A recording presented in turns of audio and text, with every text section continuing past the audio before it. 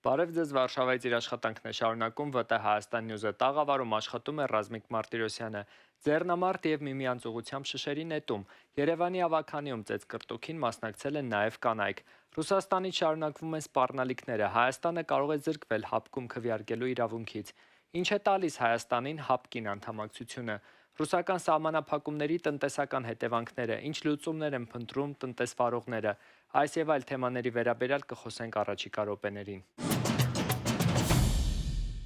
Ձեռնամարտ և միմյանց ուղղությամբ շշերի նետում, Երևանի ավագանու նիստի ընթացքում տեղի ունեցած ծեծկռտուքին մասնակցել են նաև կանայք։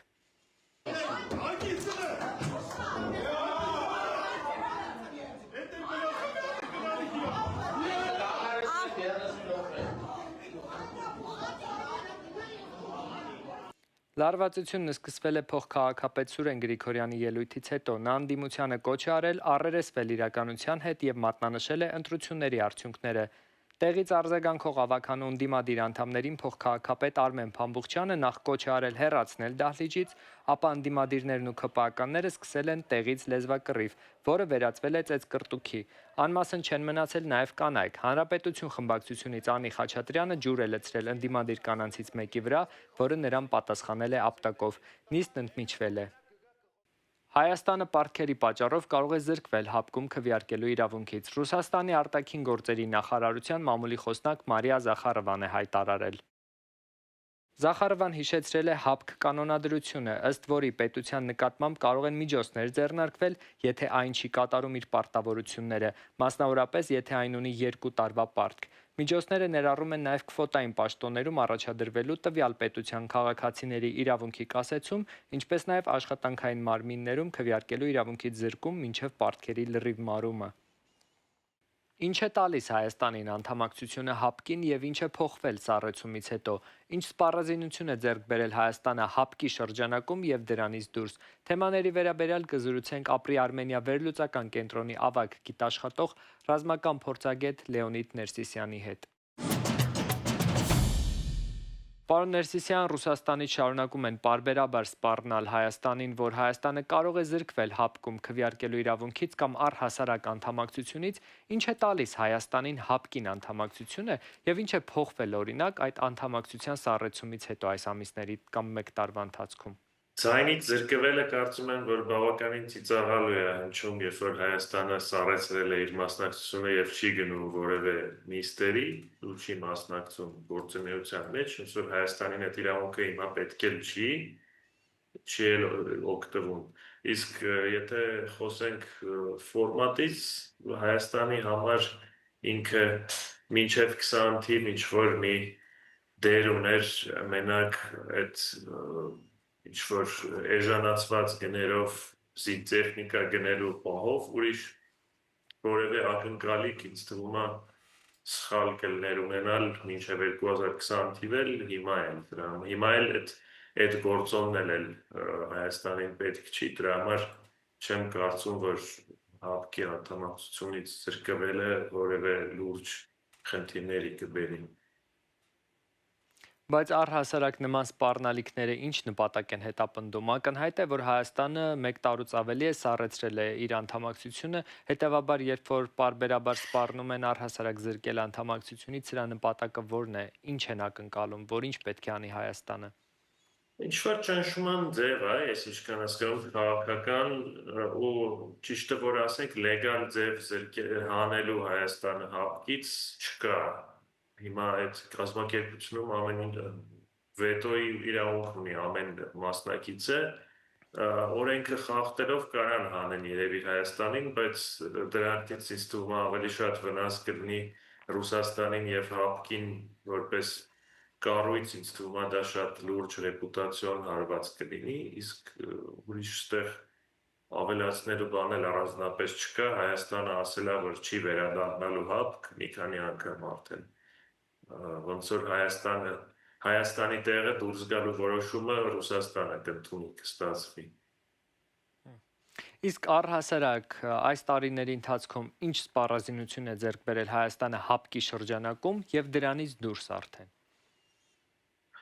Վերջի տարիները ասելով, վերջի անգամ 21 թվականին է, օգոստոսին ամսին պայմանագրեր Ռուսաստանի հետ կնքվել, բաց տեղեկատվություն, թե ինչ ցանկ էր այնտեղ չի ասվել, այս վերջի ռազմական շքերթին տոր տեսակի հակաօդային պաշտպանության միջոցներ կային, որ երբ կարելի է ենթադրել, որ այդ պայմանագրի մաս են կազմել, նաև կորնետ տեսակի հակատանկային հրթիռներ կային եւ ոնց որ թե ռադիոէլեկտրոնային պայքարի կայանքներ կային ռուսական արտադրության, բայց պատվերի մեծ մասը մենք բոլորս գիտենք, որ Հայաստան չի մատակարարվել եւ խզվել են պայմանագրերի մի մասը։ Եվ ՀԱՊԿ-ի պայմանագրից դուրս այլ երկրներից ինչպիսի զինատեսակներ են ձեռք բերվել։ Եվ համեմատելի են դրանք թե ոչ։ Հայաստանը գնել է շատ մեծ քանակի հրետանային միջոցներ Հնդկաստանից եւ Ֆրանսիայից, ես բաց աղբյուրներից, որ փորձենք հաշվել, դա 100-150 հատ եւ ավել 155 մմ-անոց ինքնագնաց հրանոթի մասին է խոսքը գնում եւ նաեւ ոչ ինքնագնաց եւ բացի դրանից հակաօդային պաշտպանության միջոցներ Հնդկաստանից եւ Ֆրանսիայից, Իրանից հակաօդային պաշտպանության միջոցներ, ինչ-որ փոքր պայմանագիր Բելգիայի հետ ա եղել, բավականին լայն քանակի պետությունների հետ, Չինաստանի հետ, հիմա նաեւ համագործակցություն ա եղել հակատանկային հրթիռներ, դրոններ եւ մենք արդեն ունենք իրավիճակ, երբ որ Հայաստանը բավականին լայն ցանկից է երկրների ընտրում ինչ գնի, ԱՄՆ-ից էլ այս վերջերս առաջի գնումը եղավ ռազմական նշանակության տեխնոլոգիայի Shield AI VBAT տեսակի դրոնները, մենք ունենք հիմա 7-8 պետությունում հետ կարելի է աշխատել, կարծում եմ, որ մոտակա ժամանակը այդ ցանկը կարող է ավելի ընդլայնվել եւ լինի, ասենք, արդեն տասնյակ պետություններում հետ Հայաստանը կարող է համագործակցել այս ոլորտում։ Իդեպ այս թեմայի վերաբերյալ որոշ ժամանակ առաջ տեղեկատվություն եղավ, որ Հայաստանն ինքն է արտահանել որոշակի զինամթերք, դուք տեղեկություն ունեք, թե ինչի մասին է խոսքը, ինչ տեսակների մասին է խոսքը։ Այդ պայմանագիրը գաղտնի է կամ կոնֆիդենցիալ, դրա համար չկա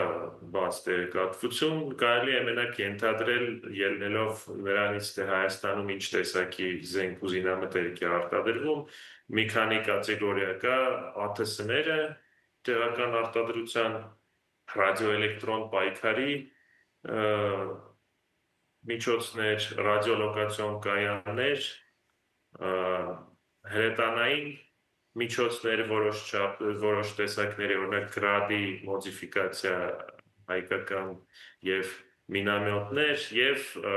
հրետանային արկեր եւ ուրիշ տեսակի զինամթերքեր, այդ ինձ թվում է մոտավորապես այդ ցանկից ինչ որ մեկը գնվել է։ Ձեր դիտարկմամբ վերադառնալով նաև ՀԱՊԿ-ի թեմային, որքանով է ՀԱՊԿ-ը կենսունակ կառույց եւ ինչ այլ ընտրանք ունի այս պահին Հայաստանը։ ՀԱՊԿ-ը ինքը կենսունակ է այնքանով, որ այն պետությունները, ով արդեն այնտեղ գտնվում են եւ ուզում են Ռուսաստանի հետ լավ հարաբերություններ շատ այնց մոտիկ պահել,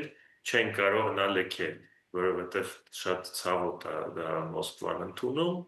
բայց որպես կազմակերպություն ճիշտն ասած ֆունկցիոնալը շատ սահմանափակ է եւ ճիշտը որ ասենք, որ փոխանակվեր բիլատերալ պայմանագրերով տարբեր պետությունների Ռուսաստանի հետ ոչ մի բան չի փոխվի։ Օրինակ Հայաստանի պարագայում էլ ռուս-հայկական մի շարք պայմանագրերը ավելի շատ խորություն են տալիս համագործակցությանը, ռազմական տվել են, քան ՀԱՊԿ-ը ինքը իրանով։ Հայաստանի տնտեսությունն ու տեղական արտադրողները հայտնվել են աշխարհաքաղաքական հերթական առճակատման կենտրոնում։ Ռոսել Խոզնաձորի կողմից սահմանափակումների խստացումն ու արտահանման ծավալների անկումը կառավարությանը ստիպում են միլիարդավոր դրամների հրատապ սուբսիդիաներ հատկացնել, սակայն ոլորտի մասնագետները վստահ են, սա խնդրի լուծում չէ։ Մինչ տնտեսվարողները փորձում են ուղիներ գտնել դեպի եվրոպական շուկա, քաղաքագետները փաստում են, Մոսկվայի ճնշումներն ունեն հստակ քաղաքական ենթատեքստ եւ կապված են Երևանի արտաքին վեկտորի փոփոխության հետ։ Թեմային իմ գործընկեր Արմինե Մարտիրոսյանն է անդրադարձել։ Ավելի քան 500 տոննա չարտահանված արտադրանք միայն հունիսի առաջին կեսին։ Էկոնոմիկայի նախարարության պաշտոնական տվյալներով, եթե անցած տարվա այդ ժամանակահատվածում սահմանափակումների տակ անցած ապրանքների արտահանումը շուրջ 2400 տոննա էր, ապա այս տարի ցուցանիշը նվազել է մինչև 1900 տոննա։ Ռոսել Խոզնաձորի կողմից արգելքների խստացման պայմաններում Հայաստանի կառավարությունը ստիպված է շուրջ 4 միլիարդ դրամ հատկացնել արտադրողների հրատապ սուբսիդավորմանը։ Սակայն ֆինանսական այս աջակցությունը փորձագիտական դաշտում միանշանակ չի ընդունվում։ Սա թերի խոսակցություն է եւ իրականում խնդիրը չի լուծում, որովհետեւ ասենք ժամանակ է պետք մինչև մեր գործարարները կարողանան փոխել իրենց ուղղությունը հստակորեն հաստատված ռուսական շուկայից եւ կարողանան հաստատվել Եվրոմիության շուկայում։ Կառավարությունում սակայն լավատես են։ Ըստ էկոնոմիկայի նախարարի, հունիսի 1-ից 17-ն արտահանվել է 411 տոննա ջերմադնային բանջարեղեն ու ելակ, շուրջ 1.8 միլիոն հատ ծաղիկ, ինչպես նաև սկսել է Ծիրանի արտահանումը 168 տոննա ծավալով։ Աշխարհագրությունը հետևյալն է. ըստ ծավալների Վրաստան, Ուզբեկստան, Արաբական Միացյալ Էմիրություններ, Իրանի Իսլամական Հանրապետություն, Ուկրաինա, Բուլղարիա, Կիպրոս, Լատվիա, Ռումինիա, Չեխիա, Ավստրիա, Նիդերլանդներ, Ֆրանսիա, Բելոռուս, Ղազախստան։ Ոչ մի ճանապարհ դեռ չկա, ոչ մի հատիկ ծաղիկ մենք չենք կարողացել արտահանել, ինչ որ արել են, եթե մեր երկուսը շատ փոքր խմբականակներ առաքել են, դա դեռ չի նշանակում, որ ինչ-որ շուկա կա գոյություն ունի ձևավորված, որտեղ կարելի է այդ մասնաբաժանելով ուղարկել, դրանք զուտ փոխնական նմուշներ են, որոնք հետագայում կարող են ընթացք չունենալ։ Կոնյակի ոլորտում դիվերսիֆիկացիան շուկայի գրեթե անհնար է։ Ինքը այդ ծավալը չի կարող ուրիշ տեղավորել։ Դրա համար հարվածը շատ մեծ կլինի։ Ամեն դեպքում մենք Եվրոպա արտահանում ենք։ Եթե Եվրոպան լիներ այն շուկան, որը որ մեծ շուկա է, սպառելու տեսակետից հայկական կոնյակը, մենք հիմա էլ կարտահանեինք շատ մեծ քանակ։ Ոչ մի բանը մեզ չի խանգարում։ Այդ ինչքան պահանջարկ կա, այդքանի չափով էլ վաճառում ենք։ Այսինքն եթե Ռուսաստանի Դաշնությունը փակվի, մեզ չի որ Եվրոպայում ավելի շատ կխմեն մեր կոնյակը, քան այսօր են խմում։ Գործարարները նշում են, որ առանց ենթակառուցվածքների խնդիրը լիարժեք լուծում չի ստանա։ Իր տարբերակն է առաջարկում Արամարությանը, որն ակտիվորեն զբաղվում է դեպի Եվրոպա հայկական արտադրանքի արտահանմամբ։ Նա առաջարկում է հարցը լուծել հատուկ լոգիստիկ հաբի ստեղծման միջոցով։ Եթե իմ ասած կարգո հաբը սարքվի, 10 քաղաքում է Թումո Վարշավայում շոուրումները սարքեն հայկական ապրանքների։ Գտնեն հանդիպումներ, դիստրիբյուտորներ, որոնք դասեն ծանոթանում են հայկական ապրանքներին եւ արդեն իրանք վերցնում են մեծածավ B2B բանով, ֆորմատով առնելու։ Եթե ուզում եք դիվերսիֆիկացնենք դեպի Եվրոմիության շուկա, պիտի տրամաբանությունը լինի ցածր քաշ, բարձր արժեք, բրենդային, made in Armenia, պիտակով ապրանք։ Ծնեբեկ, նուշ, չրեր, Հայաստանի Հանրապետությունում արտադրված կոնֆետներ, բարձր արժողությամբ գինի, որի մեկ շիշի արժեքը $15-ից ավել է։ Այլ ապրանքներ, որոնք բավականին վերամշակում ենք անում, որ քաշը իջնի, ջրազրկվի,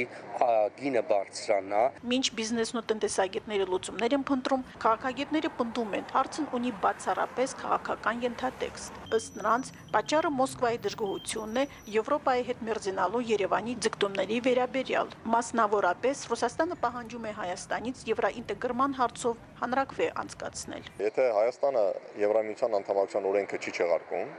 եւ հրաժարվում է հանրաքվեի կոնկրետ օր նշանակել, ապա տրամաբանությունը ուզում է, որ երևի թե աստիճանաբար ռուսական կողմի տնտեսական պատժամիջոցները պետք է որ շարունակվեն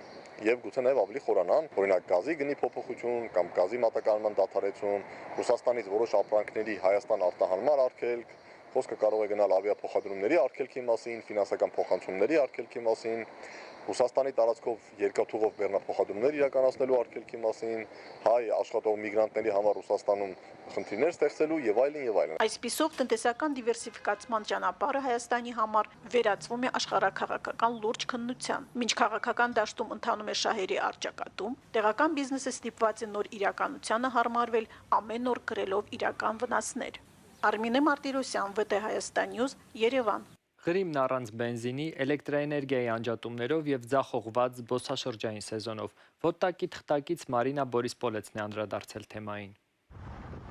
Ահա այսպես է այրվում Կերչում գտնվող Լաստանավը։ Այն լաստանավային անցման մի մասը, որի թերակղզին կապում է Կրասնոդարի երկրամասի հետ։ Այստեղով էին Կուբանից բեռնատար մեքենաների եւ ուղևորների փոխադրումն իրականացնում։ Թերակղզու շրջափակման պայմաններում ռազմավարական կարևոր նշանակություն ունեցող այս օբյեկտը ենթարկվել է անօդաչու թռչող սարքերի հարձակման։ Սոցցանցերում հրապարակվում են տեսանյութեր, որոնք ցույց են տալիս օդային բլոկադայի հետևանքները։ Զբոսաշրջային սեզոնի սկզբին հանրահայտ ծովափնյա բնակավայրերում լողափերը դատարկ են։ Միաժամանակ Ղրիմից տեսանյութեր են հրապարակում բլոգերներ եւ արտիստներ, որոնք փորձում են հանգստացնել մարդկանց, սակայն դա ոչ բոլորի մոտ է ստացվում։ Նախքան արգելքը Ղրիմում բենզին գնելն արդեն իսկ դժվար էր, իսկ գինը 1 լիտրի համար նախկին 70 ռուբլուց մոտ 3 անգամ ավելի բարձր էր։ Սևաստոպոլում ուկրաինական անօդաչուների հարձակման ֆոնին խիստ սահմանափակումներ են մցվել։ Քաղաքում չեն միացվում փողոցային լուսավորությունը, ճեղարկվել են բոլոր զանգվածային միջոցառումները։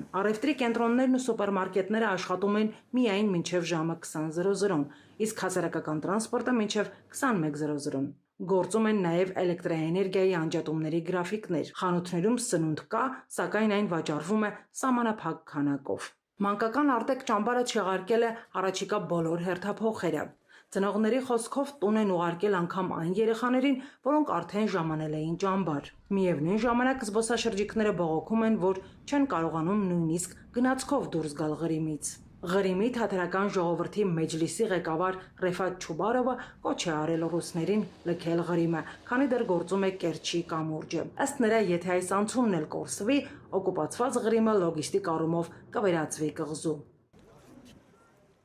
Բրյուսելում անցկացվել է Մոլդովա-Եվրամիություն երկրորդ գագաթնաժողովը։ Քննարկվել են Մոլդովայի Եվրամիությանն անդամակցելու հետագա քայլերը, ինչպես նաև անվտանգության, պաշտպանության եւ էներգետիկայի ոլորտներում համագործակցությունը։ Տանը մենք աշխատում ենք երբևէ եղածից ավելի ակտիվ։ Եվրամիության անդամակցության հեռանկարը մեզ ուժ է տալիս արագ իրականացնել բարեփոխումներ եւ հասնել արդյունքների։ Մենք անում ենք նույնիսկ ավելին, քան մեզնից պահանջվում է։ Մենք սկսել ենք առաջին կլաստերից, սակայն այժմ պետք է աշխատենք ավելի ջանասիրաբար եւ ավելի արագ, որպեսզի բացենք բոլոր մյուս կլաստերները, որովհետեւ մեզ համար գլխավոր առաջնահերթությունը Եվրամիության ընդլայնումն է, Մոլդովայի մասնակցությամբ, եւ անկասկած ոչ ոք չի կասկածում, որ դուք արժանի եք հնարավորինս շուտ դառնալու Եվրամիության անդամ։ Պետք է ասեմ, որ տպավորիչ է, թե որքան արագ եւ արդյունավետ եք իրականացնում անհրաժեշտ բարեփոխումները։ Ըստ էության դա հավասար պայմաններ է ստեղծում մեր միասնական շուկայի հետ եւ այդպիսով բացում է միասնական շուկայի դռները մոլդովական ընկերությունների համար։ Աճի ամբողջ այս ծրագիրը կազմում է 1.9 միլիարդ եվրո։ Դուք արդեն ստացել եք առաջին տրանշները եւ կրկին ուզում եմ ընդգծել, տպավորիչ է, թե որքան մեծ ջանքեր եք գործադրում եւ որքան հաջող են ձեր արդյունքները։ Այս թողարկման համար նախատեսել էինք այսքանը։ Հետևեք մեզ ՎՏ Հայաստան News-ի Facebook-յան եւ YouTube-յան հարթակներում, որպեսզի բաց չթողնեք օրվա կարևոր նորությունները։